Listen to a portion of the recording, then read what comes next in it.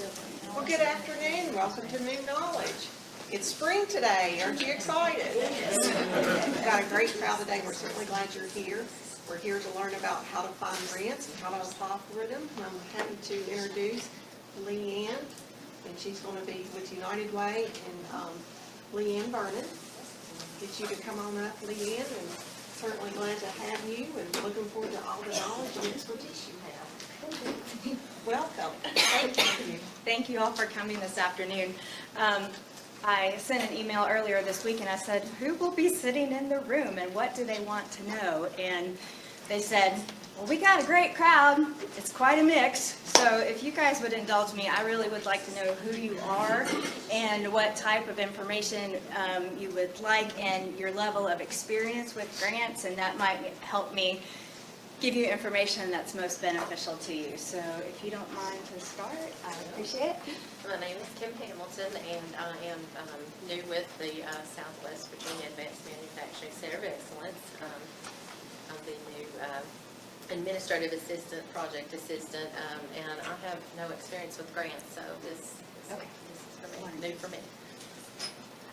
And I'm Stephanie Surratt. I'm the director of the SPAM Center of Excellence, and I have found them, written them, and got them, but you never know when you're a room full of people with experience and expertise. They may have a nugget, and you're always looking. So. Hi, I'm Jenna Reedy, and I'm the communication coordinator for the Margaret Mitchell Spay Neuter Clinic in Bristol. And we're a nonprofit, and we like to help the community and people who don't have the money to get their animals taken care of. So that's what I'm looking for. I'm Nancy Williams. I'm with the town of Roseford. We've received and spent great money in a lot of different ways, but we're always looking for a match. I'm Leslie Schwarzman. I'm with the DFW Auxiliary, post 1994, and I'm just trying to see if I can help out your stuff. Okay. I'm Bill Schwarzman. I'm with the DFW 1994, also with Vietnam Veterans 1042. Likewise, just learning how to write a grant for all veterans. I'm Ron Rogers. I'm with VFW Post 1994 and everything. I have no clue about the grant whatsoever. I'm Carl Craig. I'm also with VFW Post, and we're always looking for a way to get money for a nonprofit. Marilyn Hagstrom. I'm with the VFW Auxiliary Admin and also the district. I'm Cindy Mullins. I'm with the Community Center of Abington, which is a nonprofit, and we're looking to expand our grant fundraising program, so I need all the information I can get. I'm Andrea Roden. I'm the new director of the Holston on Carson, so second week, so I have no experience. I'm Kathy Shearer, also with Holston Mountain Arsons, and yeah, we're always open for new information about the grant process. I'm Carl Greer. I'm with VFW Post 1994 also, and I'm just here to learn what I can. I don't know anything about grants.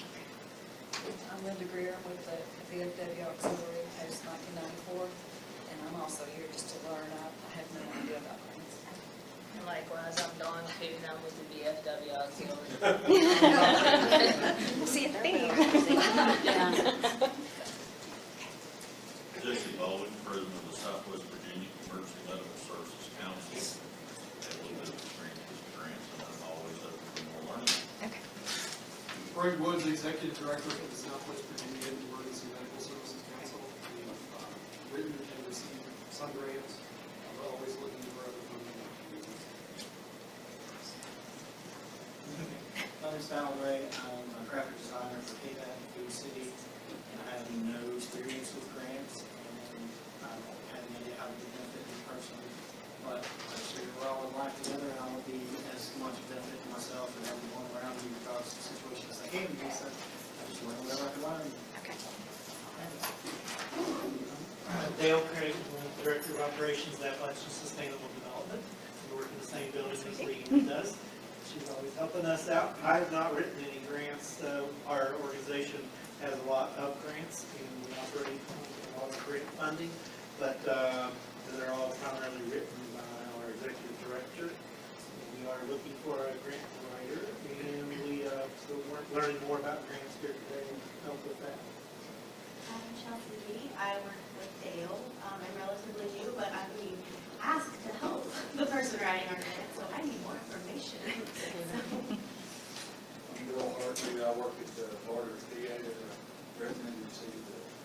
grants over the years, but always looking for new tips and strategies.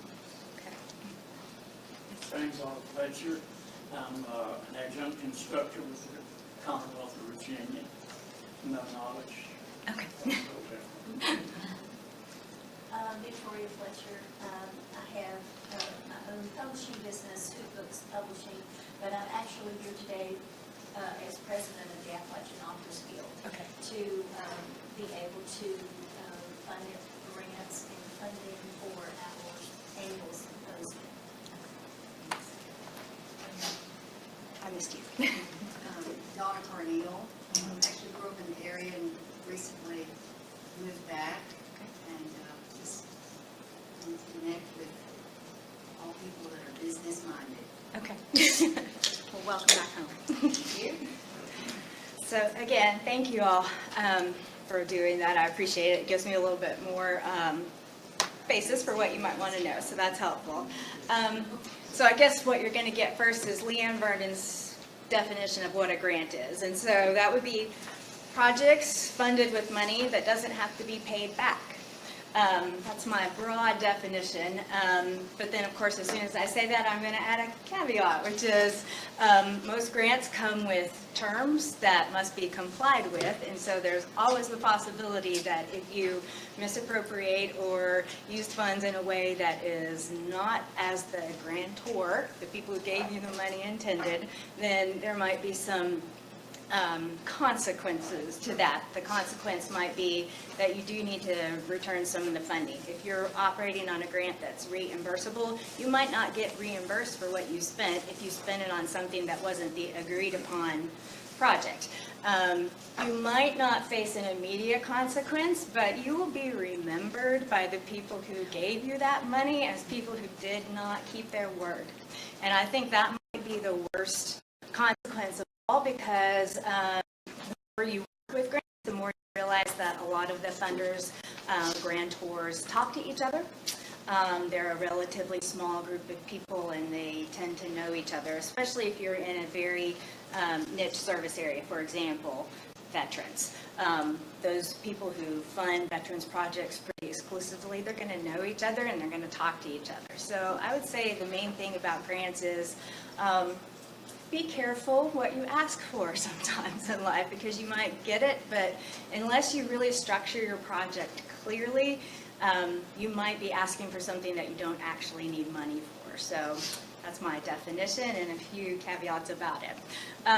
The grants come in many varieties. There are federal grants, and they would come from federal agencies. And so you would have legions of options, and the best place to find those federal grant options is grants.gov.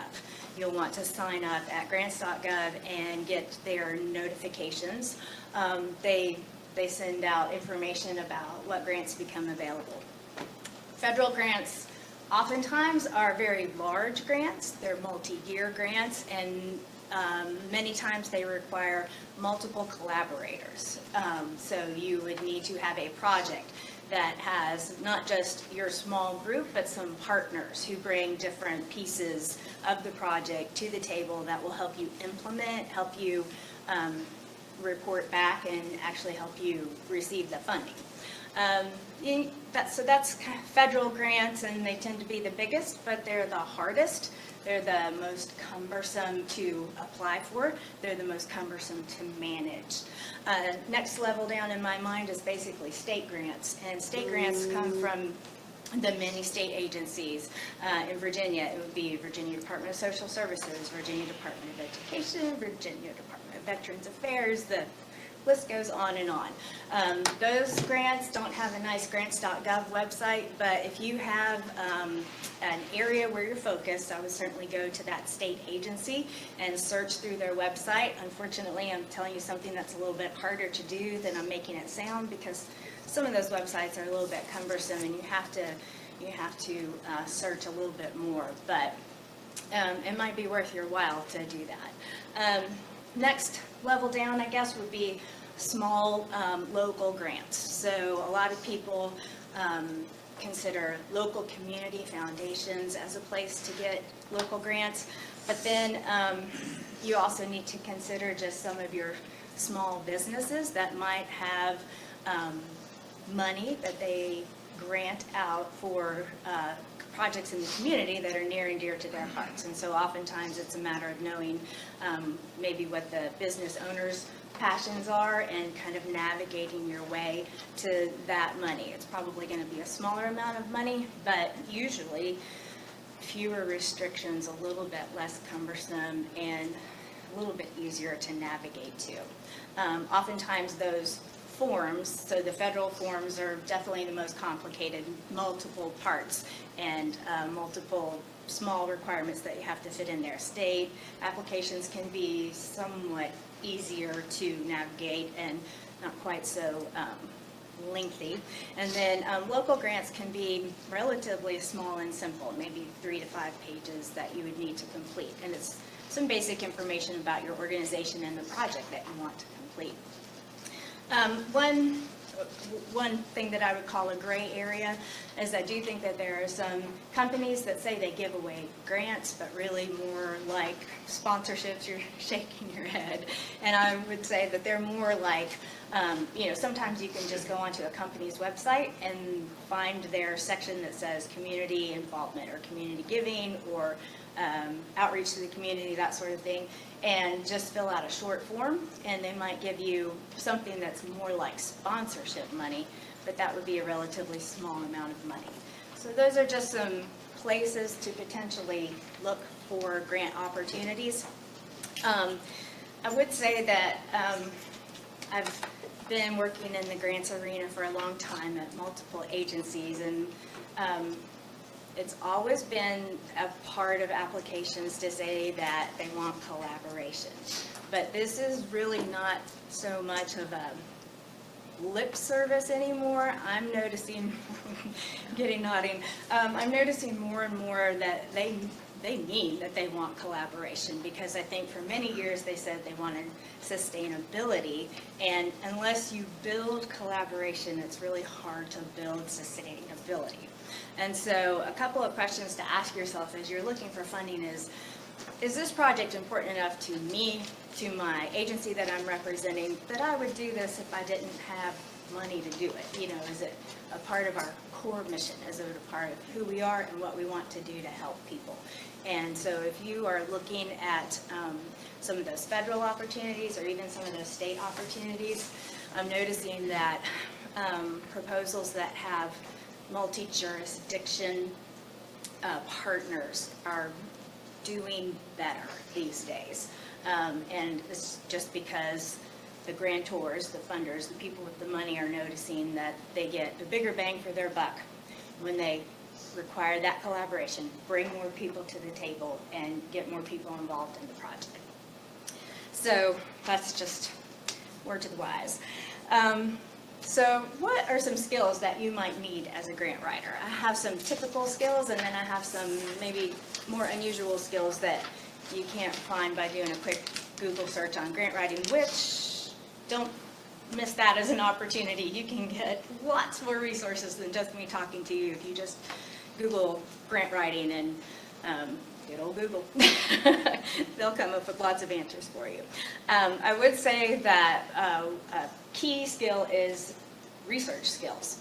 You really need to be able to research, and what I'm talking about specifically is you need to know what you want to do with your project, but you also need to know who else in the community is doing work like yours, or work that would complement yours, or work that is identical to what you're actually proposing to do, and be careful that you're not stepping into an arena where they already get funding and they'll see you as competing with them, when really maybe you could be part of a collaborative with them.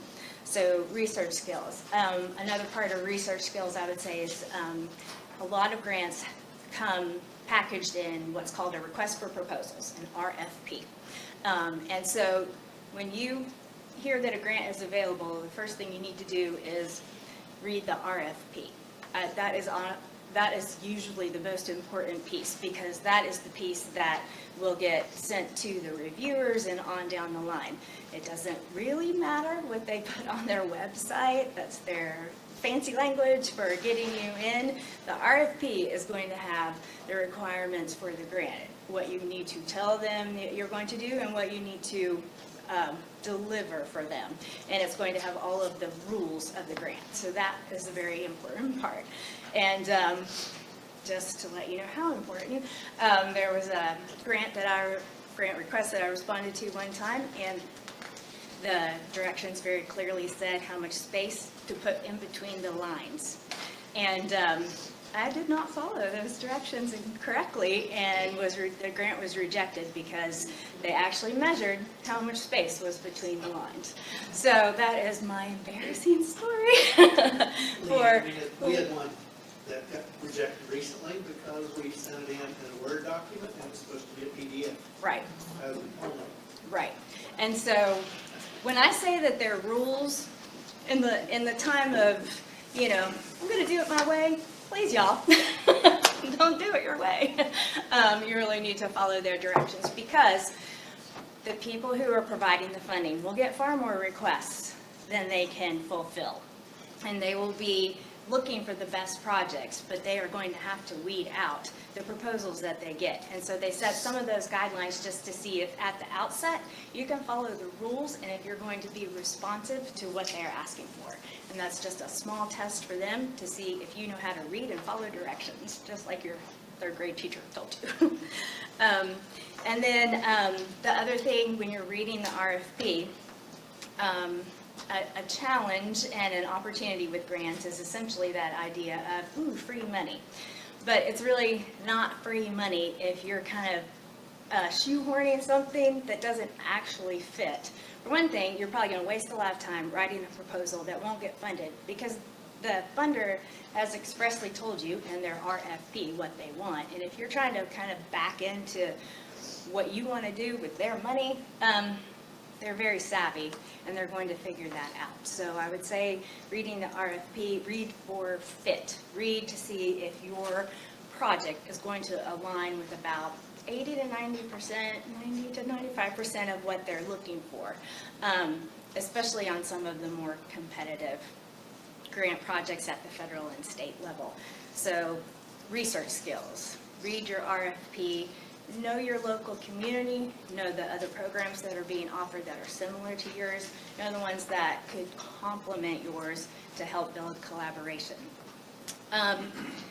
So some unusual skills that I think that people don't tell you that can be very helpful as you're doing a grant. I think to be a good grant writer, you need to be a good interviewer, because especially if you're working at a place where you aren't going to be the lead on the project, but they found out you're an English major, and so they think you can write, and they're like, write our grant for us, and you say, okay, because you have a good heart and you want to help your organization. Smiling. Just because you're a good writer doesn't mean that you're a good program designer, and it doesn't mean that you actually have the vision of what the project wants to accomplish. And so I think you need to be a good interviewer, and some important questions are, why is this project important? Very simple, but why? Why is this the project that we need to do now? Why is this the project that we can do better than anybody else? Second question, who will this project benefit? Who's going to be somebody who is better off because we did this than if we don't? Is there anybody else who can do what we're proposing to do? And if not, then we need to step into the ring and be the people to apply for this funding to get help for these people. Next question, how will you accomplish what you want to accomplish with this project? How will you ensure that the project benefits the people that you want to help? One question that can be very helpful to you is, what background documentation do you already have? You wouldn't believe the number of times that I've just forgotten to ask this question of somebody that I'm working with on a grant project, and they have copious amounts of background information. They have information about the need for the project. They have information about best practices for project design. They have information about the pool of people that you're trying to help and how this project would specifically help them. If you ask them for that information, you might be well on your way to having many of the pieces that you need to complete a full application. Ask them, what will it truly cost in time, talent, resources, and cash to be able to fully implement this project? What will it really take? What resources do we already have on hand that we could bring into this project? That's an important question because many grant applications require you to have something called match. And that is either cash that you bring to the project or in-kind resources that you bring to a project. Cash is what it says it is. It's money that you can use to match to the project so that if you have $500 and you're asking for $500, you put it together and now you can do a $1,000 project instead of the $500 project, or you might be able to do the project all together instead of not being able to do it. In-kind is a little bit more nebulous, but it's resources that people bring to the project that isn't necessarily cash, but is really important for getting the job done. So examples of match are, we're a volunteer-run organization, and we have 5 volunteers who will commit 5 hours a week for the 20 weeks leading up to implementing and finishing this project. Well, that's valuable. That shows that there are people in the community that are bought into this project that will help you implement the project and help you get it across the finish line. That's an example of in-kind match. Another example of in-kind would be goods that people might give to you to implement the project. So you're going to do a fun run, some sort of event that helps you with fundraising. In-kind for that might be if a company will donate water so that the participants have water, so snacks so that the participants have snacks, something that you can offer to people who are participating that increases the value of your project, that offsets what you would have to pay in cash to be able to do it. Those are very small examples, but it's important to know from the person that you're interviewing what they already have on hand as far as the resources, and then also what it really will take to fully implement what they want to do. And that's why it's important to ask time, talent, resources, and just cash to get a full picture of what's really needed for the whole project. I would say the second skill then that isn't often talked about, but I think is important, is that you need to be a good listener. When you've asked all of these questions, you need to listen to the answers from the person that you're talking to. If they mention a name of somebody that you don't know, but they are going to be important in the project, you might need to take the time to go and listen to them as well, ask them the same questions. And then you need to synthesize the information that you've been given, and then I would really suggest reflecting it back, just the typical good listening skills, because just because somebody's told you something doesn't mean that you heard it the way they said it, or that you understand it enough to write about it or to accurately describe the project. So I think listening for those things is very important. And then the third non-typical skill is you need to be a critical thinker. You need to listen to what they tell you and then think, what's missing? What have they not yet told me? What do I need to know to really get this project? This is when it's very helpful to know your RFP really well, so that you keep in mind what the requirements are for the RFP. What are the holes in what they've told you, and how can you go back and elicit additional information from them that will help you be able to write the grant to the best of your ability.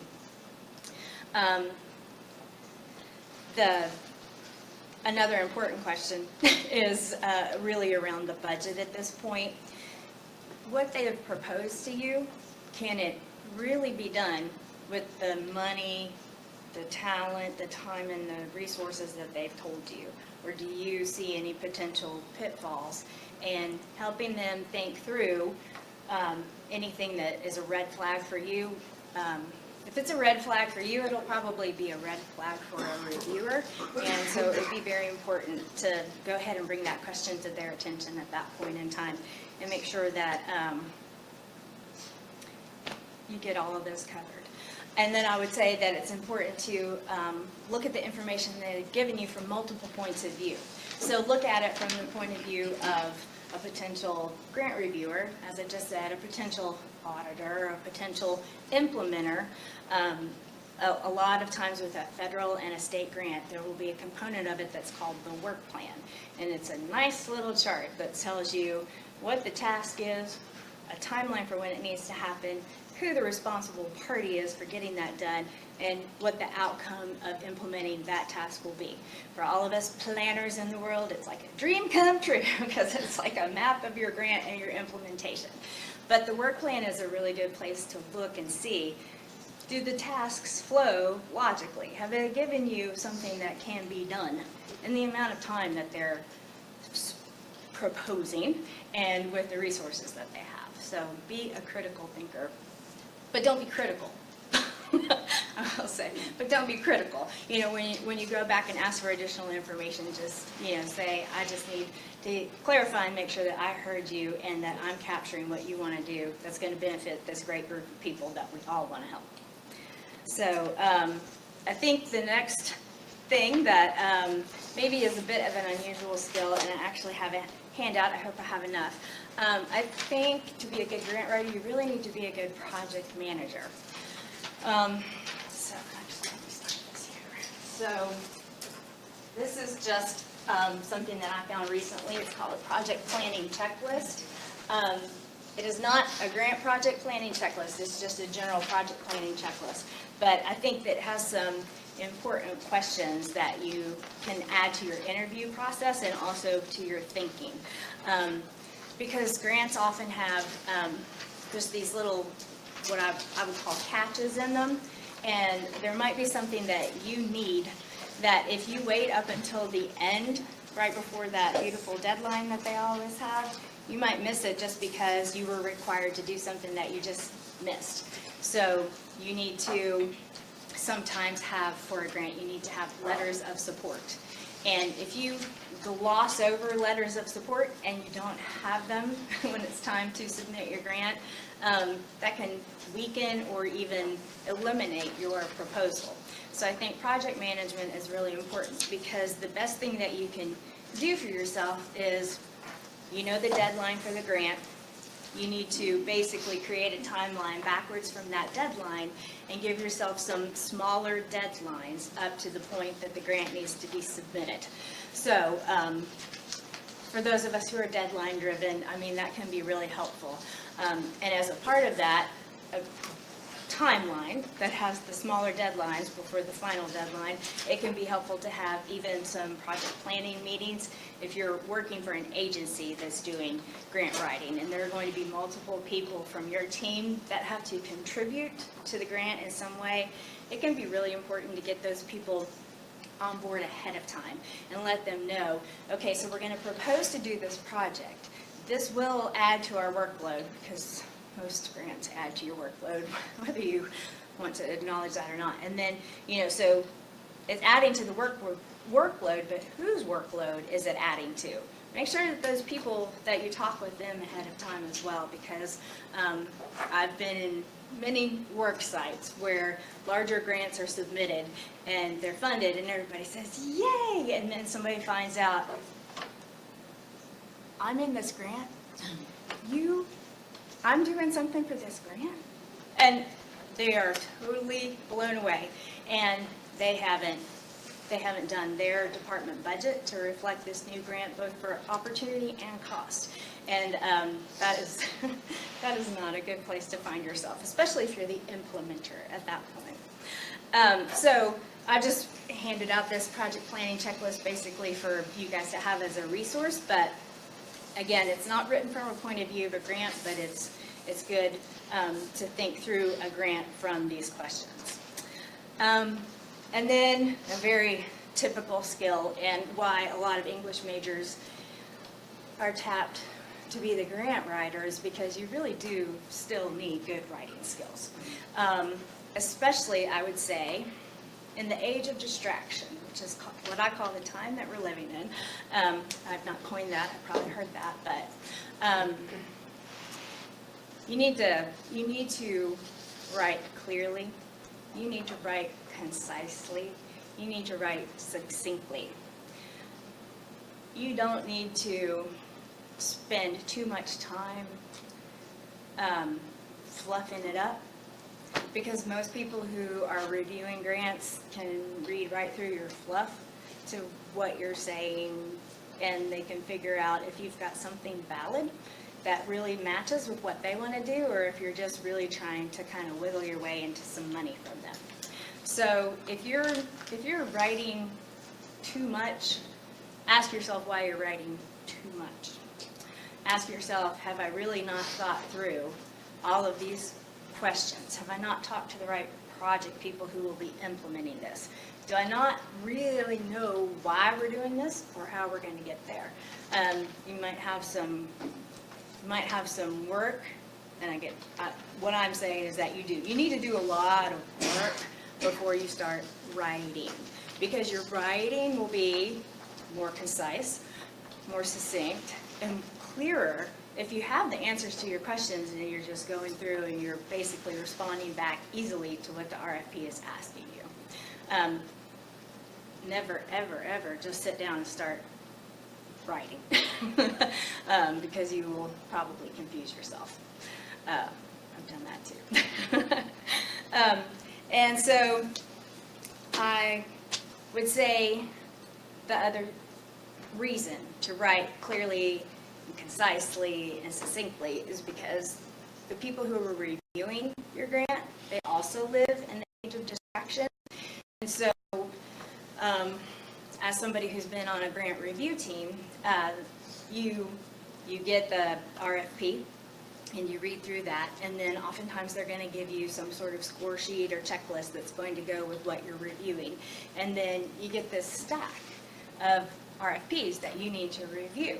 And you're probably going to like all of those projects, but the ones you're really going to like are the ones that are clear and concise and succinct, the ones that very clearly communicate to you as the reviewer what the people are going to do, who's going to implement the project, who's going to benefit from the project, about how much it's going to cost, and what their anticipated result is going to be at the end of that time.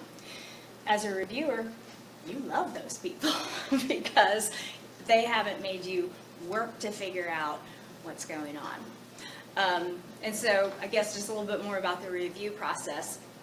It's really important, again, to have done all of the pre-work to get all of your pieces together for the grant, so that when you write the grant, you aren't writing different sections at different times and possibly even different people writing it, and you end up with a budget that does not match the work plan, that does not match the narrative, that does not match the executive summary, which are all parts of a grant. I see you nodding. Because that can very often happen if you haven't really planned out your grant, and if you haven't really had one person have to be the lead on getting it into a structure that makes sense seamlessly across the different pieces. So, and I guess probably, since some of you don't have any familiarity with grants, those are kind of some of the basic pieces of a grant that you would have to complete. An executive summary. It's going to be a short summation of your project that gives people a clear picture in short language of who the project will be implemented by, who's going to benefit from the project, what you're going to do, how you're going to do it. You might not be able to fit all of that into the executive summary. You have to decide on what's most important. Then your project narrative. That's the section that will be more of the writing. You'll be asked to give a history of your organization. You'll be asked to tell who's going to be the lead on the project. You'll be asked who are the beneficiaries. You're going to be asked what is the need for this project. And you're going to be asked basically to explain how your plan is going to meet the need.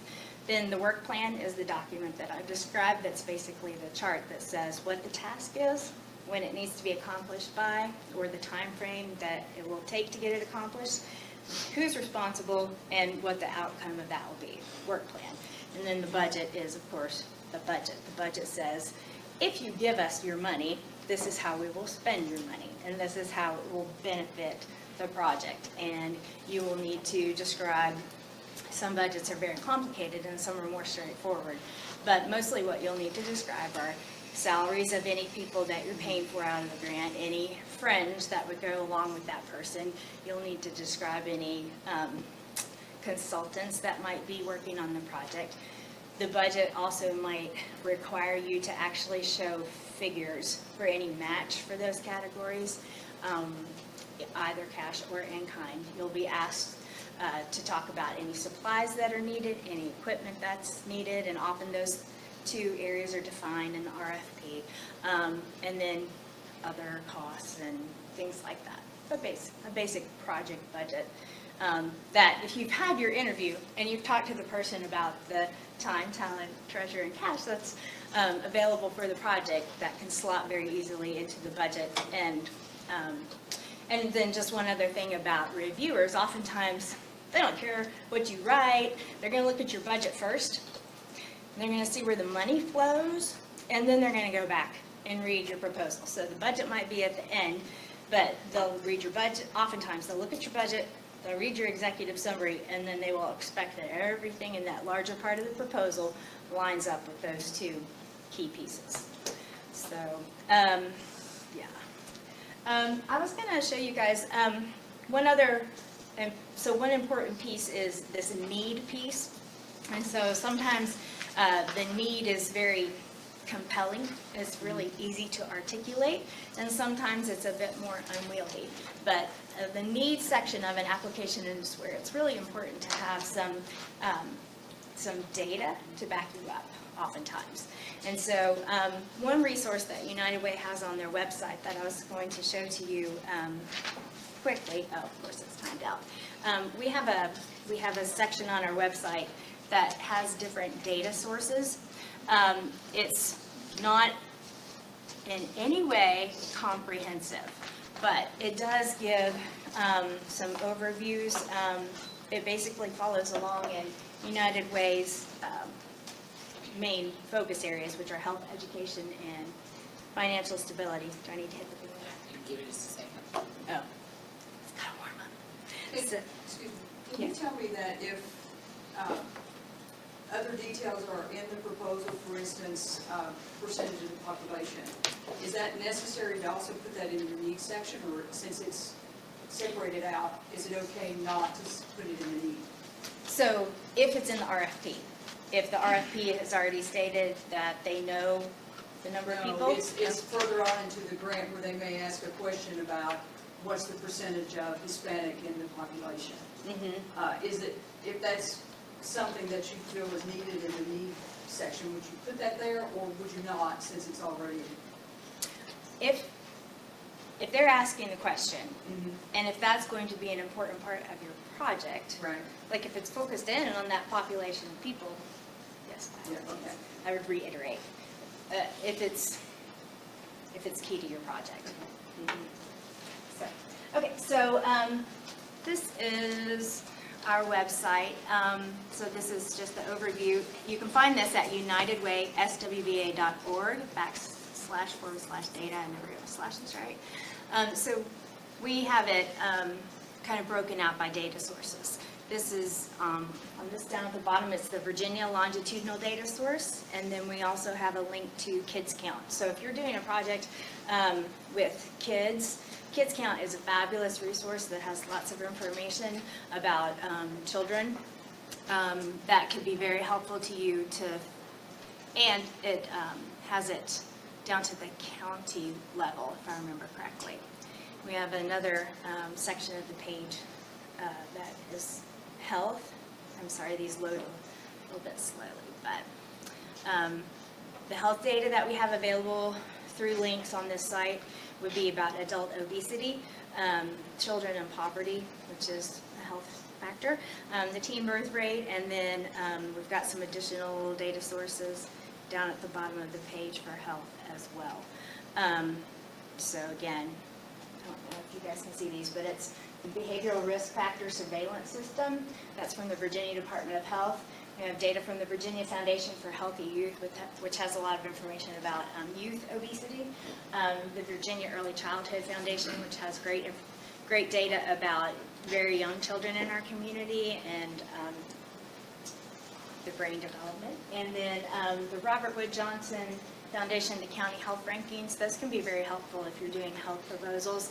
I can tell you that sadly, we're not a very healthy part of the state of Virginia, and so usually that is reflected in those rankings. And then, as I said, so these are what we have. These are based on our area. So we have our teen birth rates. This is our children in poverty and adult obesity. So if you go to this site, it does take a little bit while to load because those tables are kind of big. But that's the health data, and then we also have education data. Same setup, same type of information. So there will be charts on educational attainment in our region, the earnings, the students enrolled in 2-year institutions, 4-year institutions, so these are the older age students, and then again, higher ed, and then our additional data sources. So those are available. And the final one is financial stability. So if those are interesting, feel free to go to that site and look for that information. Again, that can be part of it. Ma'am? How current is the data that you provide on this? This was actually, this data project we did this at the end of last year and the beginning of this year. So this is as current as some data is. Now, this is based on the most current data set that was available at the time, at the end of last year. But some of it still might be older, but it might be the most current data available. So, okay. That's basically all I have, but I am certainly willing to answer any questions that you have or clarify anything that you guys have questions about. Leann, best way to find grants on this? Right. So there are a few ways that are good to find grants. I think one important way is don't necessarily sit at your desk and do an internet search to think that you're going to find all the best grant opportunities. I think it's really important to be out in your community and meeting the people who basically are the movers and the shakers and talking with them and finding out about opportunities that might be under the radar or on the horizon. I definitely would suggest finding the groups of people that that work with the population of folks that you want to help the most, and getting on their newsletter mailing lists, checking back on their pages periodically. We're working with a contractor right now, and he's a techie kind of guy, but he can actually put some sort of thing on a web page that advertises grants for different agencies, and he'll get an alert in his email when anything on that page has been updated, and then he'll go to that page and he'll review it. That's definitely a good place to start. But again, I would say really the best thing is to get out in your community and meet people and just search for opportunities. So again, for federal grants, I would say grants.gov. For the state sites, if you can navigate your way to the page on the state site that has the information, so I'm talking about the Virginia Department of Health website, the Virginia Department of Social Services website, all of those different websites, if you can find that page, you know, just if you're not a techie person, bookmark that page and, you know, make a tickler to remind yourself to just go back and check that and see. Now, a lot of grants come on a cycle, you know, so sometimes once you've done a little bit of this research, you know what's going to come out every year, and so those are easier to find. And then most places now are keeping their information on their website, so those two things, get out and meet people, make those connections to help you do collaboration, and never underestimate the power of, you know, what you bring to the table. Maybe you're not the lead agency on a grant application, but you could be a great partner for somebody. It could be somebody in your community who's looking for you. to be a partner on a grant. And then you have no worries about writing the grant, but you can be a part of a bigger project just by participating. So never underestimate that. And, are grant proposals that target specific projects usually more successful than general operating support? In my experience, yes. And it can be important, even if it's something that's ongoing for you, if you can frame it in some way that it sounds like a new piece to that existing work that you're doing, that probably has a better chance of getting funded. I think the thinking is changing a little bit, and some larger foundations and organizations are starting to understand that if you don't have the foundation at an organization or an agency, it can be very hard to take on additional grant work and do it successfully. So it's changing, but it's slow. And I think an important piece of that is if you're going to attempt to do some new work at an agency in particular, if you are saying that part of what you're bringing to the project is something internal, then it really does become important to talk to your people internally, because you might have a lot of internal match that could go into that project that will be required for the project that will make it successful. So it could be a way maybe to either get some funding for those positions or to have those positions match new work that you want to do. Is that clear? It's nice to hear that there is some change. There is some change, but it's... Because I think often nonprofits will say, all right, let's come up with a project so we can get some money, which is the dog, right? Right, absolutely. And actually, that's an important point, and I should have said that. If you're the executive director or the president and CEO of an agency, you absolutely positively must read the grant application before it goes out the door, because what Kathy just said is so true.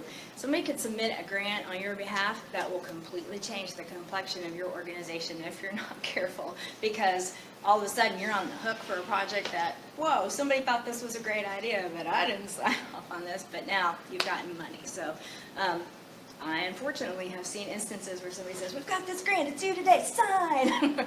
And, you know, you really need to, that's where that project timeline, yes, be careful. That's where that project timeline can be really helpful, because what you need to do is get that to your president and CEO, or have them as a part of the planning early on, to make sure that that doesn't happen, where all of a sudden you're chasing. What a lot of times when people talk about grants, they talk about chasing money, and it's going after pots of money that are available, but it can lead to, we're going to go do this project, but this project is really different from our core work.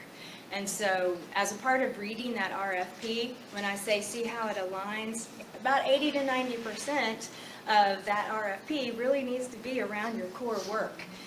And if that project is something that you want to add to your work that would enhance it, by all means, pursue it. But if it's going to take you in a really different direction, that money might not be worth the strings that it comes with.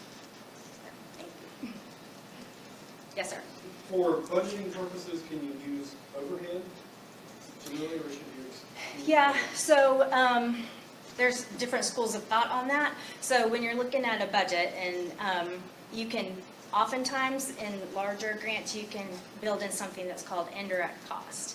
And so some funders now are putting limits on the amount of indirect cost that you can claim. Actually, in United Way's application, we limit it. We limit it to 10% of salary and fringe, so essentially 10% of personnel. But that 10% basically allows you to build in administrative costs, overhead costs, without having to line it out in the proposal. Another option is to look for grants, again, that support your core work. And if a funder sees something that's going to take a lot of maybe an executive director's time, and it's not accounted for in any way, that might look off-putting to them, and it might be worth your while to put in 10% of your ED's time so that the funder knows that it's getting the oversight that it needs to really bring that project to full completion. Does that answer? Can I just add something to that? Sometimes that indirect is great match money, because it's kind of given. So if you already occupy a space, it's an easy match in kind when you're writing a grant. If you're already renting space and got it paid for, that whatever percentage would be utilized by a staff person, it's just an easy source of match. It is. Some of that overhead. Right. It can be great match. Space is great. Phone is great. Internet is great for match. Office supplies. If you have access to a car that they would just let you use and not have to pay any mileage on. I don't know if that's allowed, but anything like that. Yes, ma'am. What are your thoughts on spending the money quickly? I know that the money that they give you needs to all be spent so that you can show that it was needed. But like for us, what our executive director is wanting us to spend that money just as quickly as possible. As people who are working there, working with spending the money, we want to stretch it out to as many people, to let it go as far as possible to help as many people throughout the year. And our follow-up report is not due until a year later. So, you know, I'm conflicted on what is best to do. Should we spend it quickly so we can say we spent this money in 2 months? Or is it better to? I would say that it depends on basically the parameters that were established, and maybe a lot of times when you get funding, you get a grant contract. And so I don't know if you have access to that document, but that could probably guide. And then it sounds like it's money that's going to maybe, is it going to direct services, or is it going directly to people, or? It's going to, so they can bring their animal in and not pay. So it will go, you know, it's money they give to us, and then we just don't charge the customer. Right. I would definitely refer back to any documentation that you received when you got the grant, because it could be that you have a target number that you need to hit with that money, and it could be once you've hit that target money, or that target number, and spent down the money, the funder doesn't really care as long as you've hit that target number, you know. But in most cases, if it's a project, if they see you spend down all the money you gave them for a project that you said was going to take 12 months, and then you're trying to report out why that happened, that might look a little strange to a funder.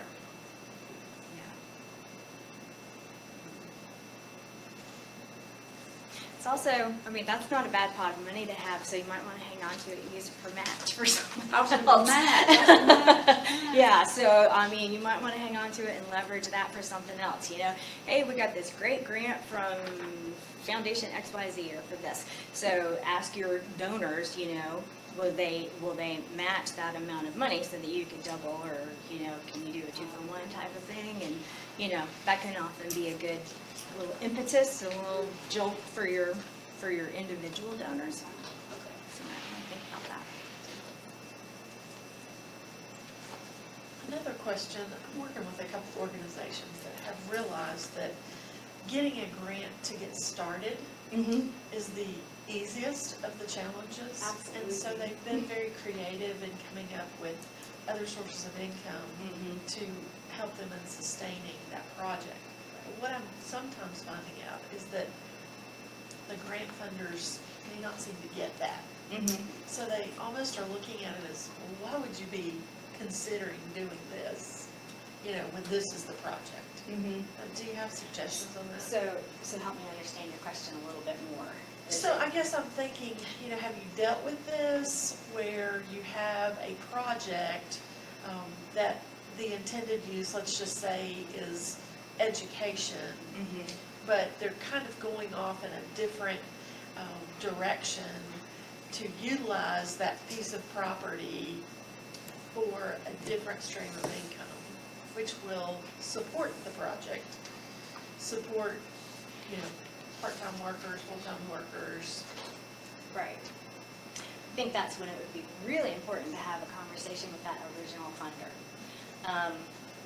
And I guess that's another thing to say is that, you know, I talk about funders like they're like this amorphous group, but funders are people. And most times an RFP is going to have somebody's name in it that, you know, they're basically the lead on the project at their organization. Pick them up and call them, you know, talk these things through with them. Most of the time, they want you to be successful. Most of the time, they want their money leveraged to the best of their ability. Most of the time, they're very helpful. So that's a resource available to you. So I would say, do some work before you pick up the phone and know pros and cons, basically, of the original, the path that is presenting itself, and just talk it through with them.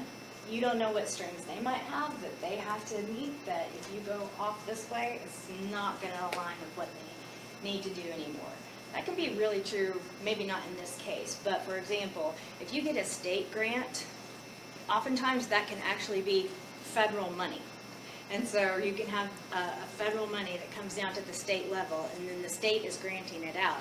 If you go too far afield from what the state said they needed, it might not match up to what the feds say that they needed, and it might put your state contact person or your state grant manager in a position that they don't want to be in. So open communication, I think, is key at that point, if I've understood the question. Yeah. Yes, sir. Do you think that politics kind of really could influence? Like if I'm applying for a job and I'm going for an interview, and if I ahead of time call the interviewer or go meet them in person and say, hey, and after the interview, just draw a letter or something, you know, communicate with them directly to help influence them to know that you're serious. And they might consider you more. If you call this RFP overseer and communicate with them directly, is that kind of tantamount to the same thing? Or could it be? It's just, especially if it's in an RFP, you have permission to call them.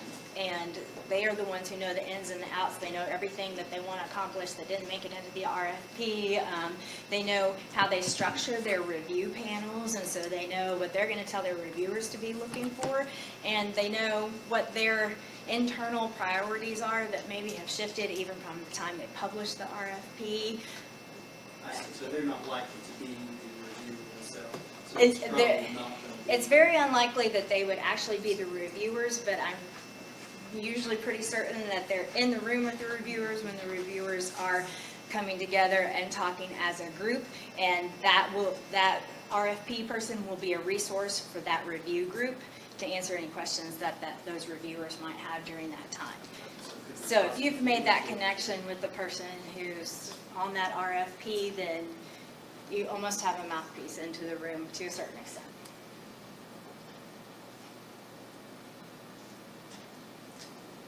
I found it interesting, Leann, when I first started looking at grants that you can hire a grant writer if you want to pay the money to hire them. And then there's also grants to pay for grant writers. Right. You can hire a grant writer, get a grant to hire a grant writer, which was kind of an interesting cycle. Right. But those are not as easily found, I understand. But anyways, can you talk about the the software that was mentioned in some of the advertising classes, Grant Hub and Grant Search, and the features of those, and subscription costs, that kind of stuff?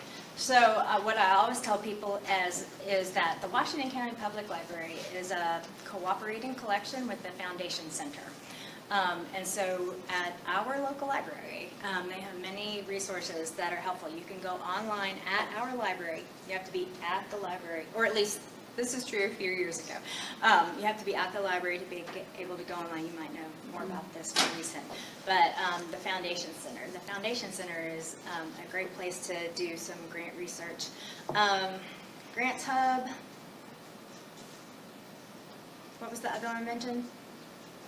Well, I think you said grants, you already talked about. No, Grants Hub. Grant Station and Grant Watch. Yeah. I would never pay for something that I could get for free. The Foundation Center is a great resource, and so I would recommend the Washington County Public Library. And those can be great sites if you have the time to devote to them. But again, I mean, there are a lot of opportunities out there, but some people in this room are looking for something very specific. And it's been my experience that it's still people funding people, even if it's a grant. And so the best way, I think, to navigate yourself is to, if you can find an RFP, talk to that, the grants officer listed in the RFP, and just be aware of what's going on in your community, especially if you're looking for those local grants. Did you have a question? Or? I will say, I did grant writing for a long time. And as a grant writer at an agency, that's where I learned that it's really important to talk to the people who will then be implementing the project. It's really not a job that you can do alone in a room very effectively. You really do need information from all the people on your team to put together a good proposal. And an important part of your timeline is to allow the time to sit down and talk with the people who have to implement the project, the people who have to account for the project money-wise, you know, the budget people. It's important to talk to the people who need to bring pieces to the project that might not be included in it. So if you have somebody in your building who does IT, you know, is this project going to require a lot of IT resources? If you have somebody who does marketing, is this project going to require a whole marketing component that we didn't even talk to the marketing department about? That's why it can be hard to be a grant writer, because oftentimes you're hired because of your great writing skills, and you're not told all of these other pieces that are a part of grant writing that are equally, if not more, important. You mentioned marketing, the operations question come up earlier, but adding marketing into the grants is something that has been an oversight on us in the past, even though it takes a lot of time to do the websites and Facebooks and all that stuff. That wasn't written into some grants in the past, so we're intentional about doing that. We found that the grantees are okay with that, because they want their word told about, they want it told, their story told. Right. A little bit extra money in there to do that is okay. Especially if you can handle it in-house and you're not outsourcing it. But make sure, as the grant writer, that you can handle it in-house before you assume that your marketing team's just sitting over there twiddling their thumbs waiting for your big old grant to come in and give them something to do. That's probably not the case, and that's what you experienced, and we've experienced that as well. They're like up to here, and now you've added a whole marketing campaign that has, I mean, marketing is grown, you know, so now there are press releases and there's social media, and there can be op-ed pieces, and there can be, you know, white papers and position papers, you know, all sorts of marketing pieces. And the design work that goes into that can be time consuming as well. And one of the things that we did that reminds me of a recent grant that we did, we asked for assistance with spay neuter in 2 particular towns in Smith County. They gave us the entire county. And so we, instead of doing 2 mailings of the postcard, we had the bright idea to just mail out to the whole county at one time and do one big mailing. Well, we got bombarded. We've been going crazy. And also, we didn't realize that the Humane Society, who does our transport from Smith County, was going to get bombarded. We knew they would get a lot of calls, but you know, their transport van was already full. So now they are, you know, volunteers who don't get paid to coordinate that for us. And it's just been, it was a little bit of a mess because we had not considered all of those things. Right. And we should have broken up the marketing to each particular town instead of being like, yay! Yay! Which is a lot of times what happens. I mean, at any level, we got a $2 million grant, yay! We got a $2,000 grant, yay! But you know, proper grant planning and timeline can actually help you, because if you work through a work plan, it might have helped somebody in your, especially if you've done it as a team, you know, somebody say, but if they all call at once, how are the volunteers going to manage this? So it's a great example. And I guess the last thing I would say is that the other benefit of doing all of that planning and that pre-work is that it allows you to check assumptions. And we, United Way was going to do an initiative, and so we were going to, you know, offer this great big marketing campaign to bring in more clients to a program. Exactly the same thing.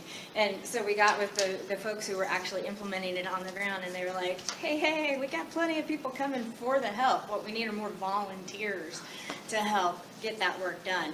completely changed what we were going to do and made it so much more effective and kept our partners happy with us instead of angry because we just made them a whole lot more work with no additional resources to get it done. So all that planning can help check assumptions, which can be really helpful. Well, thank you all for your time. I'll stay a few minutes if anybody has any questions after.